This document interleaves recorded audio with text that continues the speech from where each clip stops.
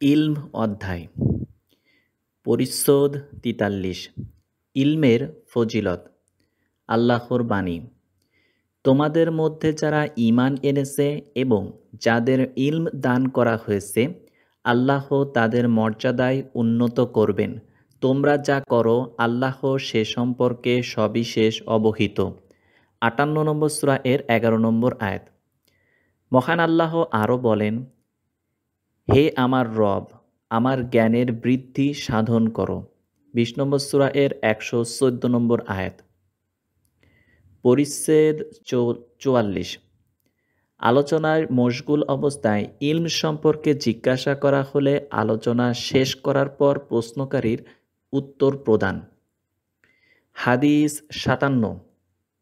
মোহাম্মদ ইবনে সিনান রাহিমাহুল্লাহ ও ইব্রাহিম ইবনুল মুনজির রাহিমাহুল্লাহ আবু হুরাইরা রাদিয়াল্লাহু আনহু থেকে বর্ণিত, তিনি বলেন, একবার রাসূলুল্লাহ সাল্লাল্লাহু আলাইহি ওয়াসাল্লাম মজলিসে লোকেদের সামনে কিছু আলোচনা করছিলেন। ইতিমধ্যে তাদের কাছে একজন বেদুইন এসে প্রশ্ন করলেন, কিয়ামত কবে? রাসূলুল্লাহ সাল্লাল্লাহু আলাইহি ওয়াসাল্লাম তার আলোচনায় রত রইলেন।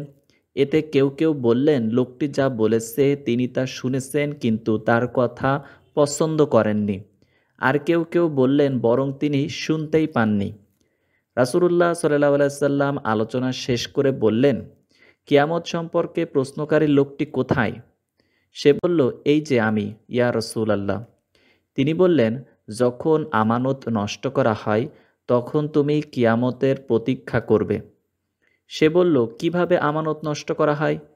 তিনি বললেন, যখন কোনো কাজের দায়িত্ব অনুপযুক্ত লোকের প্রতি ন্যস্ত হয় তখন তুমি কিয়ামতের প্রতীক্ষা করবে।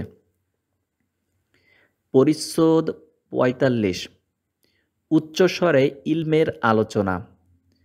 আবু নুমান রাহিমাহুল্লাহ আবদুল্লাহ ইবনে আমর রাদিয়াল্লাহু আনহু থেকে বর্ণিত, তিনি বলেন, এক সফরে রাসূলুল্লাহ সাল্লাল্লাহু আলাইহি ওয়াসাল্লাম আমাদের পেছনে রয়ে গেলেন। পরে তিনি আমাদের কাছে পৌঁছালেন। এদিকে আমরা আসরের সালাত আদায় করতে দেরি করে ফেলেছিলাম এবং আমরা অজু করছিলাম। আমরা আমাদের পা কোনোমতে পানি দিয়ে ভিজিয়ে নিচ্ছিলাম। তিনি উচ্চস্বরে বললেন, পায়ের গোড়ালির শুষ্কতার জন্য জাহান্নামের শাস্তি রয়েছে। তিনি ২ বার বা ৩ বার এই কথা বললেন। হাদিস ৫৯।